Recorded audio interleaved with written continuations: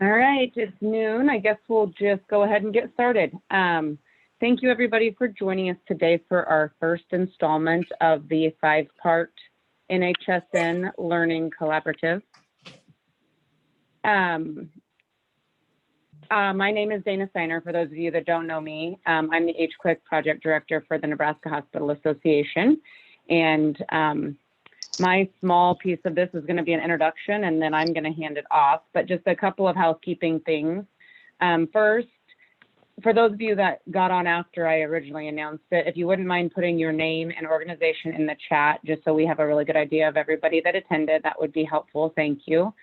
We are recording the session, so if you have to step out, have someone else you'd want to share it with, we'll make those available, the recordings available. And finally, if you are not speaking, would you please mute your lines just to decrease the background noise for everybody else? That would be helpful. Thank you. And I think right now that's all I have. So I am going to introduce our expert speakers. So we are so lucky to have Margaret Drake join us for these 5 learning sessions. Margaret is the infection preventionist for the Healthcare Associated Infections CDC grant. She obtained her undergraduate medical technology degree from Augustana College in Sioux Falls, South Dakota. She is certified by the American Association of Clinical Pathologists and certified in infection control. Margaret has worked in the medical field since 1981, first in the laboratory for 25 years, and for the past 11 years in infection prevention. She is part of the Nebraska Infection Control Assessment and Prevention Team, which is the ICAP team. She has a strong background in surveillance for healthcare-associated infections and the National Hospital Safety Network, or NHSN. She is the administrator of the State of Nebraska NHSN User Group and has been the Healthcare-Associated infection preventionist for the Nebraska Department of Public Health Epidemiology Unit since 2015. Thank you, Margaret, for joining us, and I'm going to hand it off to you, and you should be able to share your slides. Let me know if you have any trouble, and we'll do it from my side, and we'll go from there. Thank you. Thank you so much. I am just going to bring up some slides here. This is just a real quick overview of NHSN. I don't know where everybody is with in their journey with it. If you should probably already be enrolled and reporting the antibiotic stewardship, filling out the annual survey for that. So have a grid card and all. If I'm wrong in that, we can, of course, address those questions at the end. I'm hoping just to spend no more than 20 to 30 minutes and then really open it up for everyone to ask their questions. And I'm going to tell you right now, all these slides are stolen from CDC's NHSN website. You can find the full PowerPoints for them at that site. And at the end of this, I will have the links of where I picked these all up from. Oops, let's go back. So, you know, for critical access hospitals, it might seem like, why should I use NHSN? I think it just helps you because they have standardized definitions. What you would call a CAUTI, somebody else is going to call a CAUTI because they're all national definitions and they're based on that. They also do have the data for just the critical access. So you can pull up a critical access for 2019 report from NHSN and see what the national rates of SIRs are for CAUTI, CLABSI, SSIs, you know, CDI, those, so that you can sort of see where am I compared nationally. They also have it by state. So you could also look to see, okay, where do I stand compared to Nebraska? Of course, there's always analysis options. You know, you can calculate SIRs. I will say that for critical access SIRs, you really have to have enough data in there. So, you know, instead of doing a quarter, you may have to do 6 months to a year to get a full SIR.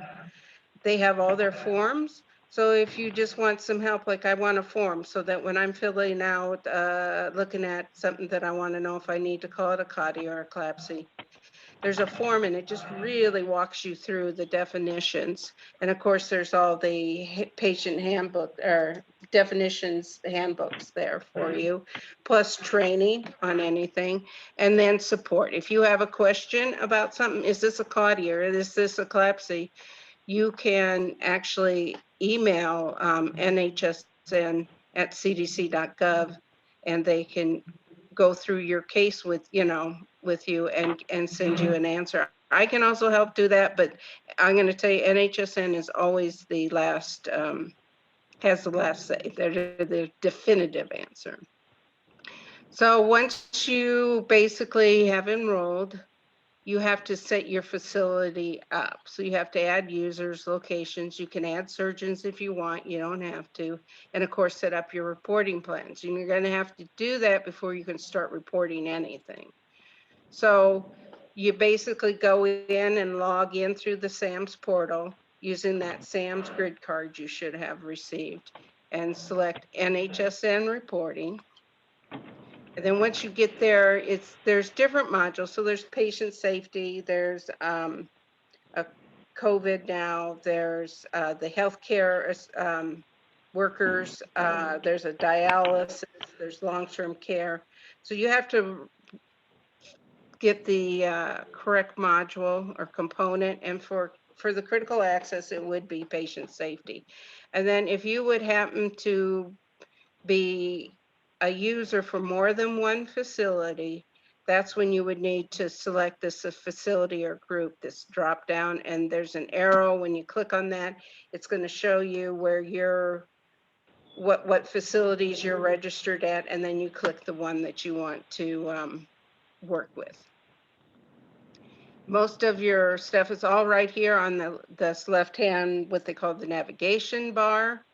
So if you're going to set up your reporting plan, if you want to report events, if you need to report procedures, your summary data, you can import and export if you have the IT backing and not help there. Set up your user, set up your facility, join a group, leave a group. So one important thing is always use their keys. They're in their navigation bars at the bottom where you can edit, delete, or go back. Don't use the Internet Explorer web browser buttons. You're going to end up out of the application if you do that. So just to add a user, that navigation bar, users, and you select add, and then you put in the information that it's asking, and the minimum information is anything with a red asterisk. And that is true throughout the whole NHSN application. Anything in any place you're working, if it has that red asterisk, you have to put something in there and then save. The only other thing is make sure the email address is correct and it's the same one that they're going to register with SAMS, because if it's different, then they're not going to be able to do anything. This is just a picture of what that add user, when you click on users add, that you're going to get. Their user ID it can be their name, it can be whatever you decide you want to give them. And then just population, like I said, you have to at least put in the ones where it says, where there's the red asterisk for them. And of course, I just point out again here and make sure that email address is matching what they're going to use for their SAMs. Usually once you add a user who's never been in there, they will get an email from SAMS, telling them how to get their grid card, how to sign up for SAMS, and then they'll just need to follow that. Then once they get their grid card, they'll be able to go in and start using NHSN. You need to assign them rights. So if you just put them in the user and you don't do this part here where you give them user rights, then they can't do anything once they're in there. So you can give somebody full administrator rights, which means they can add, they can delete, they can change whatever they need to. You can let them just do adding. You can just let them do analysis. So, or just view data. So it's really up to you as the facility administrators, the person that can do this. So whoever originally signed up for NHSN and has been identified as a facility administrator, they're the only one that can go in and add users and remove users, okay? And then facility, you're going to need to set up locations, and I'll talk a little more about the locations further down in this PowerPoint. But basically, you have to say, you know, I have a med surg unit, and each your code, your label is whatever you want to call it. If you just want to call it med surg and your label is med surg, that's fine. You can do it the same. Or if you have two different med surg units, you know, you could say med surg 1, med surg 2, whatever name you want to give it. Then the CDC location description, that is the one, that is actually what NHSN would call that type of unit. And there's rules about what you're going to call your unit. And this active just means that you're going to be reporting. And of course, bed size is how many beds are on that unit. Surgeon codes are very optional. It's up to you. If you want to go in, they do give you directions how to do this, how to put a surgeon's name in and assign them a code so that you could, if you really wanted, if you're doing surgical site infections, pull one surgeon and see what his infection rate is or what's going on with that particular surgeon. And then you could feed that back to them, you know, as part of the information that they could use. So mapping locations, this is what I'm talking about now when I said you have to assign a location. So you've given them whatever name you want, but then you have to say, this is a certain type of unit. These are the type of people that would be on this unit.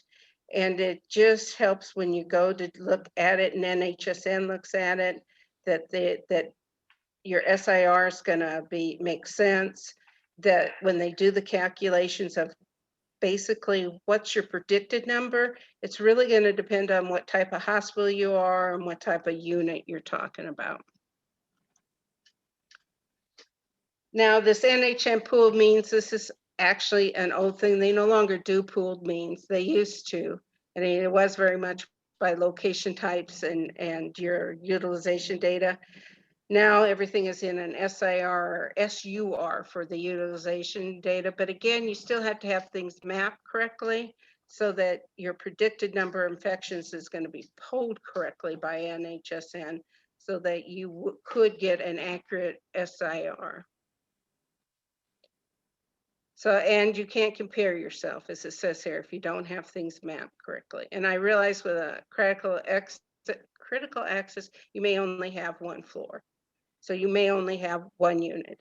Of course, the ED could be another whole separate area too. So that would be another location.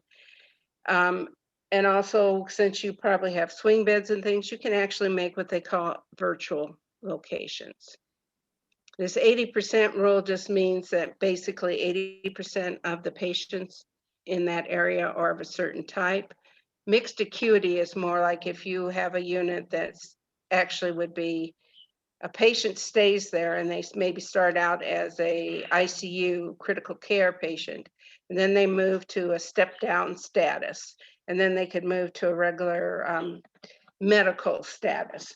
So that's basically their status of when they come in. Are they considered at a critical care? Are they considered just a regular medical patient? So if you've got all types of acuities in one floor. The 80% rule, like I said, refers to mostly what are the majority of the patients on this unit? Are they medical? Are they surgical? Or do you have a combination of medical, surgical? Is this a critical care unit? So they would all be an ICU. Your larger hospitals may have burn ICUs and cardiac ICUs. So that would make a difference too. It's like each ICU could have a different designation.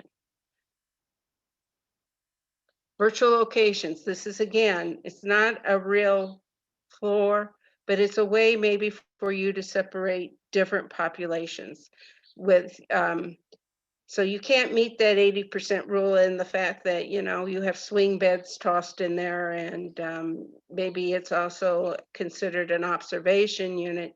You could actually set up virtual units. So when you have a patient that's in a swing bed, you would put anything that would happen to them, like if they would develop a CAUTI, it would go under that unit that you've designated as a swing bed. And when I say that, you know, you could have one room could be a swing bed one time, and another room a swing bed another time, but you're looking at the type of patient you have, and so you're going to say they're in that virtual location. So, you know, you have one floor and you have swing patients and you have observation patients, rehab patients. You could set up some type of virtual units. I don't know that you would want to do a great deal, but, you know, think about what you have the most of. Uh, then it just says here, it's maybe easier for physical units that are geographically split by patient service, or those in which beds are designated by service. And a hard part is if you're going to bring over patient data or census data electronically, that might be a little bit harder to do by a virtual locations. So this works more if you're just doing manual input, basically. And mixed acuity is what I talked about before. Again, you would have different, one patient they come in, they're maybe at first critical care, then they improve, so then they would be taken down to what you would call a step down type patient, and then finally maybe to a medical type patient before dismissal. So how will you define locations? You got to know, you start with the acuity level and then the type of service. And they do have these nice little, I always like these little boxes and diagrams, because to me, sometimes it's harder just to see how I should do it, these decision trees. So it starts with the question, is it 80%? Yes, no, and you go on down. I'm not going to read this whole thing. Like I said, these slides and these diagrams are all within the training on NHSN. So you can spend as much time as you want on it and viewing them. Okay, then again, you have a decision to make whether what type of service. Is this general? Is it surgical? Is it medical surgical? Is it a rehab area? Is it a observation area? Oops, did I miss something? Yeah, and then again, is it composed of 80%, you know? So how should I map this? So I map it a single unit, or should I map it into two different using that virtual? Then when you're ready to report, you have to actually go in for each month that you're going to report and tell NHSN, what am I going to report each month? So this is what this monthly reporting plan is. So each month for the entire year, you tell them I'm going to report. You don't have to report the same thing for a full year. You may decide you only want to report something for 6 months. They like, I think, no less than 3 months of it to be reported. For data analysis purposes, it makes most sense. For critical access, I would say you need to report for 6 months to a year to make it the analysis worthwhile. So this is just a picture of what it would look like. You would go under reporting plan, you would click add, and then you're gonna say, put something like you're gonna report your medical ICU. And then what are you gonna report? This across the, over here is like CLAPSI, CAUTI, and you would click it. And then you would go add role, and it'll give you another box with the drop down where you could put another unit if you had a different unit. And as you see up here, you identify the month and the year that you're reporting for. And then here it says no NHM patient safety modules followed this month. You could click that. So say January, you don't want to report. Then you could come in and click that, and then you won't be getting alerts for that month then. And then procedures, again, you'll find this row. You'll see this row for the top one first. You have the arrow, it clicks down.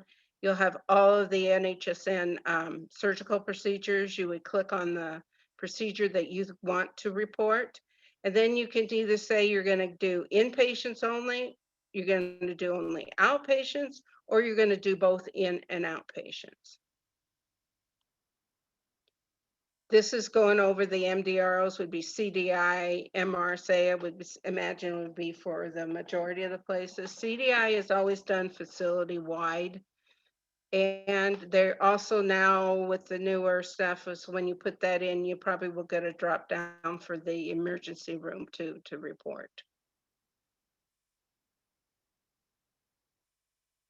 So again, you know, what are you reporting? When MRSA, you could say you want to do all blood specimens, or you could say you want to do any specimens. The MRSA bloodstream infections, that is basically what has been mandated by CMS for your larger hospitals. And you usually do those facility-wide type reporting. Again, this is just going over that if you decide, I don't want to follow anything this month, you would just need to go in and click no modules following. So just my brief summary was that, you know, you add NHN websites to your favorites, use the NHSN navigation, add users and assign their rights. Then you got to go in and add your locations. If you want to add insertion codes, you can, and add your monthly reporting plan. And it's at that point, after you've got that all done, that you're ready to go in and report. Now, this is right here is just telling you exactly where I got those PowerPoints. So setting up units, mapping, general training, FAQs, you know, frequently asked questions for mapping, and there's actually a location mapping crosswalk that tells you this type of designated unit means this. And I think I've got that I can bring up for you in just a minute. So the only other plug I want to put in here is for me, is that, you know, NHSN, there is a Nebraska State NHSN group. And it was started back in 2017 when it became mandated in Nebraska as part of the reportable disease list that any facility that had a mandate to report HAIs to CMS had to join the group. That's how they report their HAIs. And so it's not a burden that they have to report separately. They already had to put data into NHSN to get their CMS money. And we didn't say you had to report more than what CMS said. So CMS basically said CAUTI, CLABSI, CDI, MRSA bacteremias, colon and hister surgical sites. So that is basically what is mandated in Nebraska for the larger hospitals to report, your PPS hospitals. And then the long-term acute cares, the LTACs have to have a reporting requirement. And the rehabs have a reporting requirement, whether they're a rehab within a larger hospital or they're freestanding. So those are the ones that, and dialysis has a CMS mandate. So those are the facilities that have to join the NHSN group for the state in order to meet the requirement to be reporting their HAAs. So they report in NHSN. I'm the facility administrator. I can go look at it, and it's for the cause, it would be voluntary. It's not a requirement for you to join the group. And the data is not used in any regulatory purpose. It's all for public health. It's to improve public health, improve the lives of Nebraskans. You know, and what we've done before when Dr. Maureen Tierney was the HAI director is maybe look at it. We saw one place maybe was having a higher rate of one thing like high colon infections, or a long-term acute care that was having high CAUTIs, is that we would then talk to them, ask them if they wanted some help in bringing it down, and work with them to get their SIR down to at least 1 or below. And so, like I said, it's not reported to like any regulatory body. It's never reported out to the rest of the state in any single unit hospital identification. When I report to the HAI advisory committee that we have in the state, it's aggregate data. So it's all the hospitals that report in together to say, what is Nebraska's rate from the NHN data we're getting?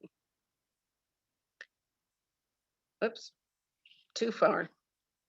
So if you are interested in joining it, I would love to have you join it. It's easier for me to be able to look at your data and help you if you need help. It will give us a more accurate representation of the critical access hospitals in the state. I think right now there are 3 to 5 critical access hospitals that are part of the group, which is, we have a lot more critical access than we have PPS hospitals in the state. So there isn't a very good representation of what's truly going on in the critical access world. And that's really why I would like to see more participation in critical access. So if you're interested, you can go under group on the left-hand navigation bar, and then it'll, join a group. And then you would have to put in the group ID, which is this 44088, and then your password, Nebraska HAI. And then it's going to ask you if you accept the template. And the template is basically what I've done is said that I want information on CAUTIs, CLAPSIs, SSI, so anything you might be reporting. And you either say no or yes to that, or you can actually go in and say, I don't want you to see something, you could actually uncheck a box. So then I couldn't see that. It won't help me much if you do that, but you do control what you're reporting. So if you're interested, you can either do that or give me a call or email me, and I can help you if you're having difficulties. So that's a very, very brief overview. What I wanted to do then was to go maybe to do some walking through NHSN. It doesn't look like I have it up. So just a minute, I'm going to have to stop the share and pull something up here.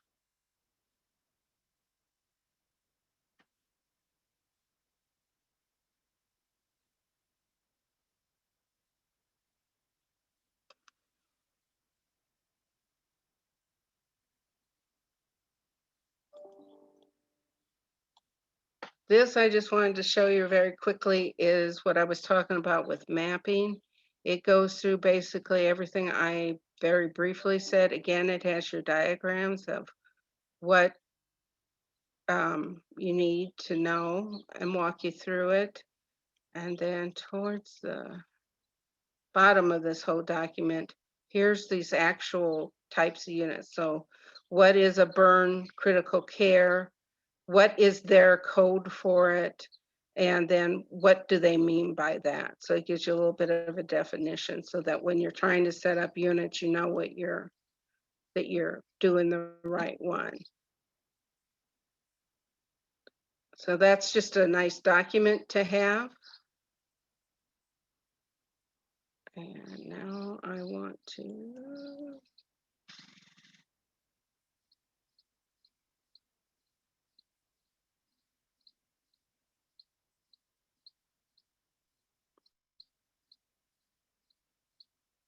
Okay, then I was just going to very briefly, this is NHSN. So I just put NHSN and cdc.gov, and you would come to this landing page, okay? Actually, we go NHSN home, that's actually where you're going to come. You're going to come to this landing page. So this is the COVID modules that the long-term cares now have to report into, and the dialysis. Then, as you can see, there's all types of different boxes here. So this was just a brief overview that will, explain what NHSN is. This, of course, will tell you how to enroll a new facility. This is your training. You can go in here and do self-paced trainings. There's videos. You can get CEUs for doing your training. CMS requirements for those who have requirements, how to do analysis, all their new newsletters that they put out, data reports. This is where you're going to see the national and the state reports. The most recent report they have in there is for 2019. So, if you want to go see how do I compare for anything, this is where you would want to go into the data and reports. We go into the NHS training, then you can train for whatever component you're looking at. Like I said, for the critical access and HAIs, you're going to do patient safety. And then you can pick and choose what do you want to train on.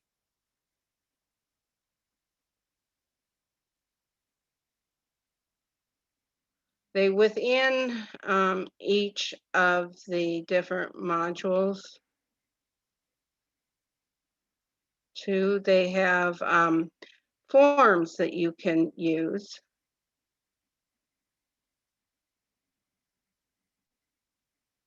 I go patient safety, that's training.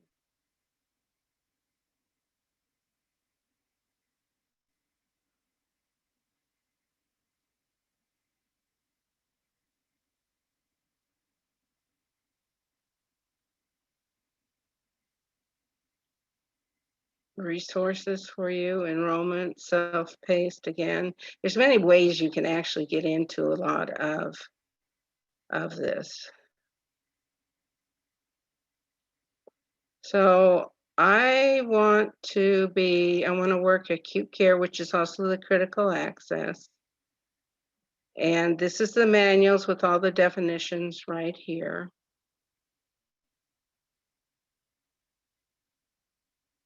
And I want to look at, say, BSI events. I could click on here.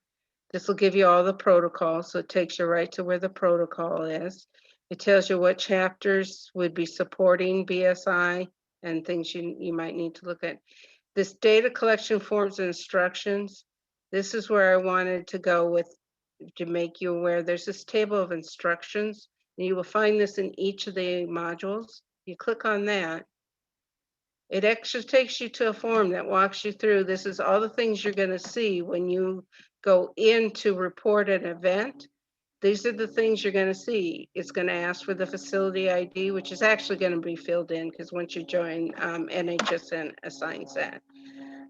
It will auto-populate an event number for you.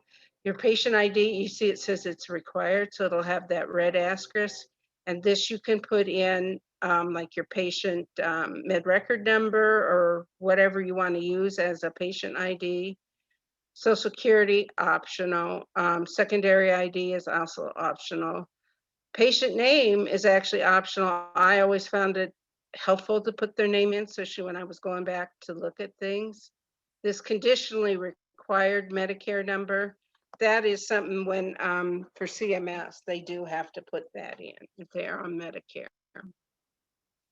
So that's the basic thing I wanted you to know, is that there are these sheets here that go through and help you know what are they asking for? What kind of answer do they do? What does this mean?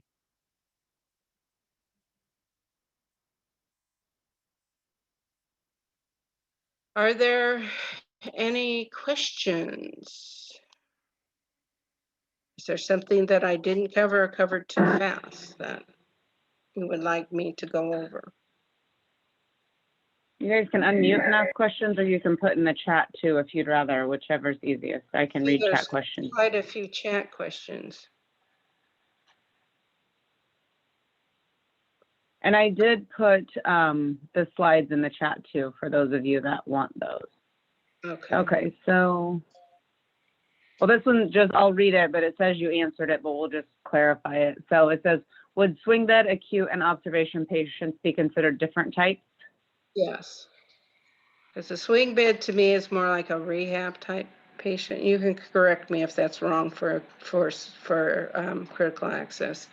Whereas an acute would be a medical patient that's come in for some other reason. They're just going to be short term in there. And of course, observation patients are a whole different thing. They're just there for a short stay.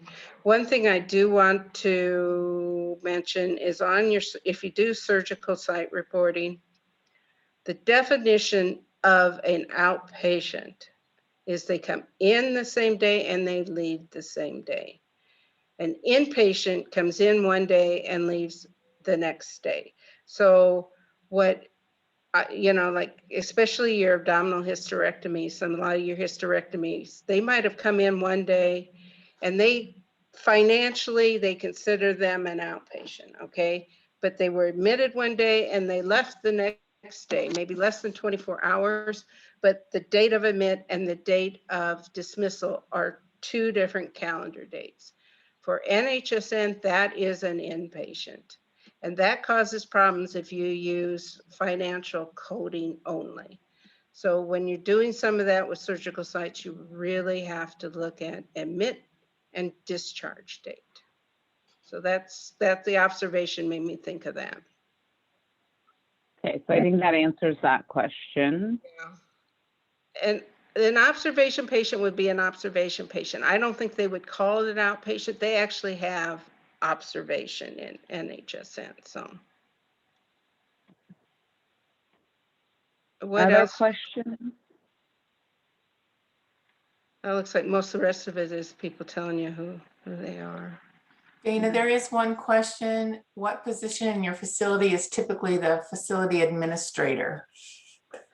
You know, that can be whoever you decide. That's whoever actually signed you up and signed the agreement, the user's agreement, basically, usually. You know, it could be the IP. It could be the quality manager. I think the person who's doing the most entering into NHSN, to me, makes the most logical sense to be the administrator.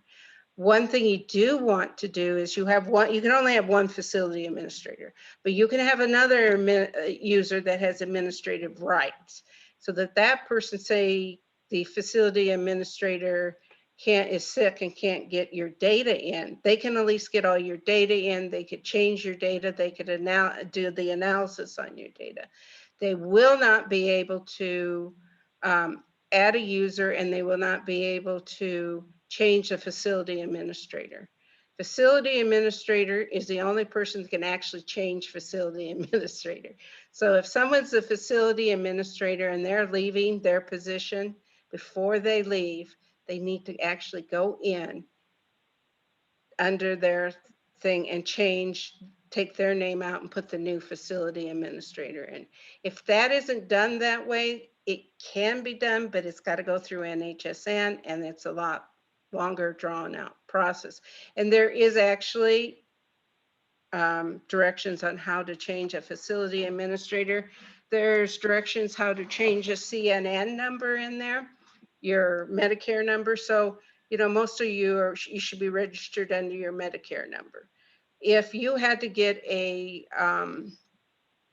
temporary number from NHSN to get enrolled, and then later you find the number for the Medicare, you can go in and change that. And there is directions for that. I would have to look through there a little bit to find those directions. But I know, especially when the long-term cares were all having to enroll for COVID reporting, they had to do a lot of that. And so I know those directions are in there. Sometimes I just have to go through screens to find it. And that's the other thing I would say. Don't be afraid to click on screens, to click on things, to enter things. And if it's wrong, it can be backed out. You're not going to break the system. If you have marked that you don't have any events to report for that month, and then you find one that should have been reported, you just go back in and you enter it, and it automatically, the system will unclick that no events box. So that's, you know, don't be afraid to click that if you think, oh, I don't have any events for CAUTIs for the month of February, and then somehow you found one maybe later in March after you've already clicked that. Just go put your event in, and it will basically unclick the no events box. What else? Sorry, so this question reads, for SSI, I've been trying to mark them as none to report, but after putting them in my report plan, they show up under missing procedures, and my only option is to put no procedures performed. I don't want to mark no procedures performed or not put them in the report plan for fear of it showing that we are not submitting data. I think they're really looking for that box as both no procedures and no events. So what I would do is, first of all, go into your procedures, click find, look and see if those procedures are listed. If they're listed, you've entered them. Then go back to your alert box and click that there's no, it's going to say no procedure / I believe no events, if I've seen what I've seen on the screens. Go ahead and click those boxes. And I think that will clear your alert for you. And as far as I know, you should be fine. The other option is that we do a Zoom call and you share your screen with me and Janet and we look at it. Because maybe we're not understanding what the issue is there. And I'm always willing to do that. So that's always an option and we're just not getting it through. It just doesn't seem to be working. Okay. Slides, I put them in this chat. So if you see like just up a couple from your question, there should be a PDF link. If it's not opening for you, let me know and I will send them to you individually. Happy to do that. So if after we see that we have registered wrong or have been reporting incorrectly, are we able to change it now? You should always be able to go back in and edit your information. So you should, like, especially if you think you reported something, you did a definition wrong, and you think, oh, I reported this as a COTI, but it's not, then you should be able to go back in and say edit or delete. But you have to have administrative rights to be able to do that. If that's what they're asking. As far as, are you registered wrong? If you mean like we put in the wrong designation for our hospital, I think you can also go back and edit your annual survey because that's where a lot of that is pulled from. You can change if you have a temporary number. You could go put in your CNN number, your Medicare number when you know it. Anything beyond that, if it's not working, if you can't find a way to change it, we're either going to have to talk offline or it's going to have to go through NHSN itself. Okay, and so just to be clear, if we have one floor that we use for acute, swing, and observation, we should create 3 virtual locations for each level of care. Should ED be a 4th location? What's the 4th location? Oh, should ED? Yes, Emergency, ED is a location all in itself because those aren't inpatients. They're usually considered outpatients. So ED would be a separate unit, and mostly ED is used for CDI reporting because if a specimen's collected in the emergency room, that's where it's going to get reported under if it's collected in the emergency room. Same thing with MRSA bacteremia. It would be if it's collected in the ED, it's reported under the ED. Now, ED is not a unit that you can report like COTIs or CLAPSIs because it's not an inpatient unit. You really do have to have an inpatient type unit to be able to report like a COTI or a CLAPSI. But your swing beds, you could make a unit and call it swing bed. And then anybody who has that status, if they have a COTI, you could report their COTI under that unit so that you could see exactly who are my swing beds, what's my rate there, what's happening with swing bed patients. Is it only a problem with swing bed patients? If you don't create a separate virtual unit and you have somebody in a swing bed and they're on that and you have one unit, you really should be reporting them in with the whole unit because again, the staff that's probably caring for your swing bed is also the staff caring for the rest of your patients. So basically CDC does say if somebody's in a bed on that unit, even if they don't quite fit the definition of what that unit is, they get reported with that unit. But that's why I say it might be better for you to do some virtual locations if you want to separate out your swing bed patients from your regular medical patients that are there. And your swing bed patients probably tend to be in longer. Excuse me.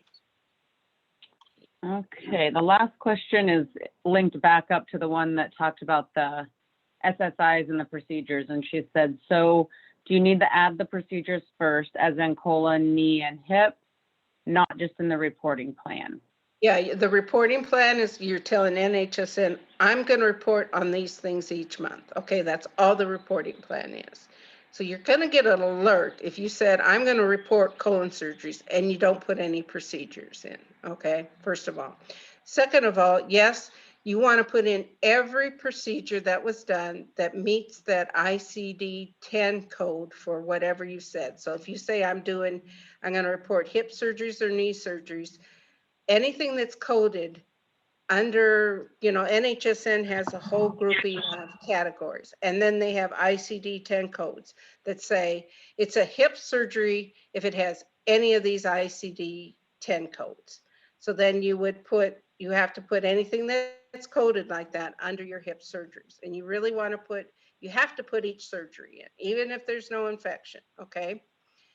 Then once you put that in, so you're going to put in the general information of, the patient's name, their ASA, if they're diabetic, the procedure length time. I forget what all else, but you fill out one form for each procedure. Then if someone has an actual surgical site infection, you're going to go in and you're going to put the actual event in. That's your surgical site infection is the event. When you do that, you've got to link the two. So you've got to say this infection belongs to this procedure, okay? And that's called linking. And under the training for SSIs, they talk about how you link. And you can link and you can unlink. So if you've linked them and then you decide, oh, that's not the right surgery, because maybe that person's had 2 or 3 surgeries during their time that they were in that fit under that same ICD-10 code. Because if they have it one day and then 3 days later, they go back to the OR and they do something and it's coded again as that, that's another surgery. Okay, it's another procedure, and they would both have to be reported. But the infection is always going to go to the last, to the date. So you look at the date that the infection started, and was it from the first one, or is it actually related here to the second one? So you got to link it to the right surgery. I know that sort of sounds complicated. That's the other thing. I am always available for calls to say, can you look at this case with me? What would you call it or wouldn't you call it? Or does it meet this definition or doesn't it meet this definition? I think that answers, yeah, she said that clears up the disconnect. So good. Okay, so then linking back up to the one about the different locations. So because they consider their acute and their swing all the same unit, have the same nurses caring for them, is it okay to just have one location? Yes, you can. You can. Perfect. I'm not Okay, saying, so next, I'm just saying that if you wanted to separate them, that's how you separate them, is by virtual units. okay, this next question says, I have previously completed part of our facility enrollment. I was to the step of adding the biovigilance survey when our number expired. I have a new access number. Do I restart the entire enrollment process over? When I select the NHSN reporting, it shows our facility is not assigned to me. I think that is probably one NHSN is going to have to answer, because it looks like you have 2 different facilities there.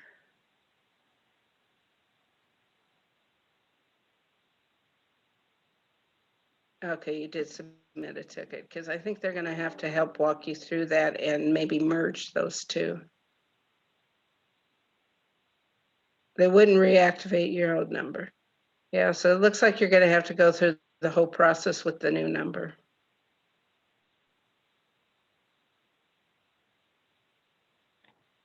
Okay.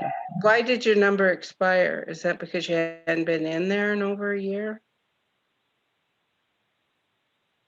I don't quite understand how that expired.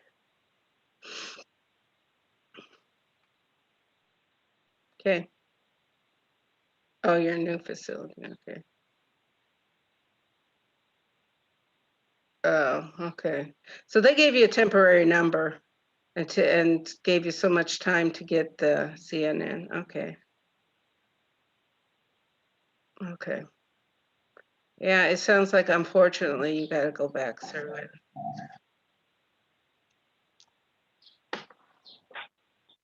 Okay, other questions before we wrap up?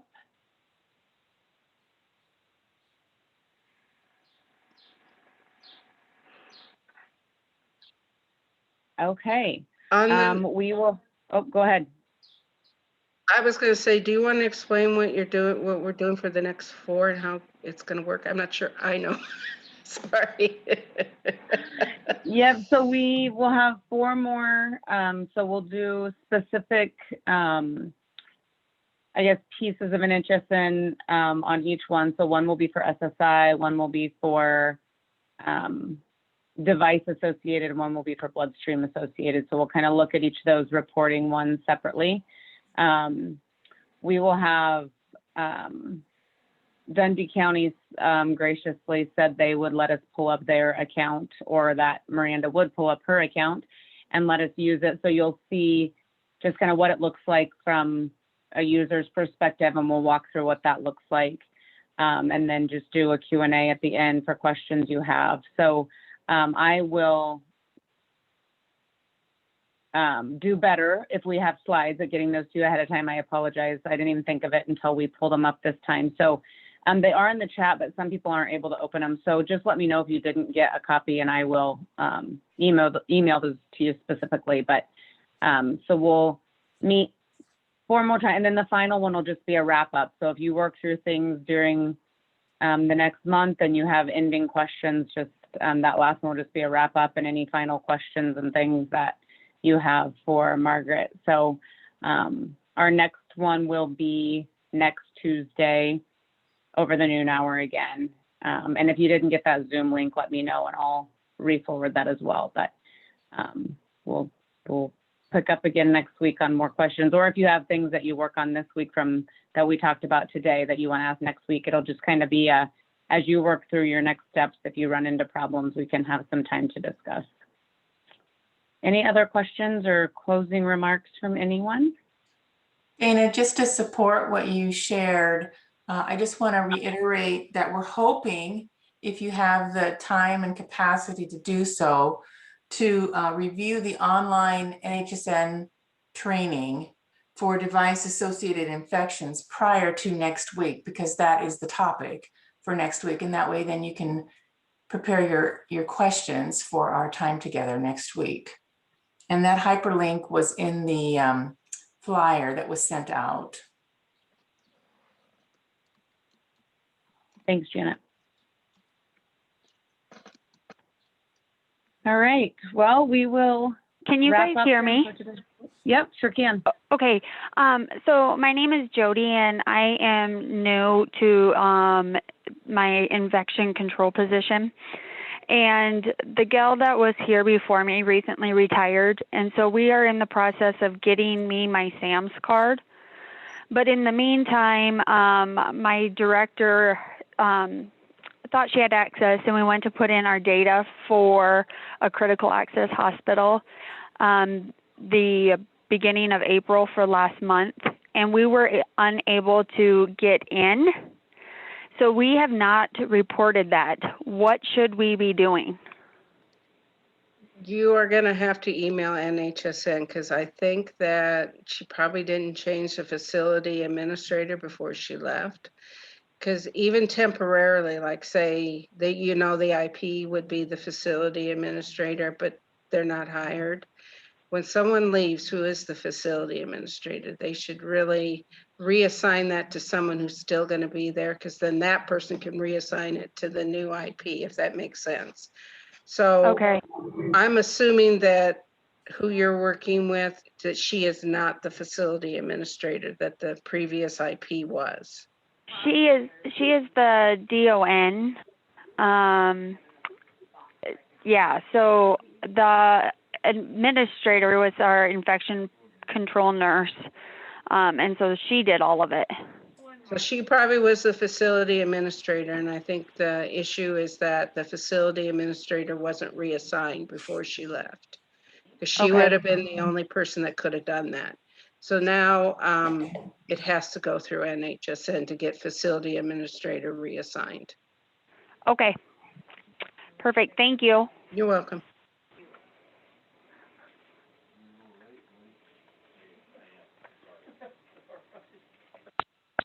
And one thing is, if Anybody there else? are questions ahead of time, if you send them out ahead of time, if I put a PowerPoint together, it might help me make sure my slides address questions as well.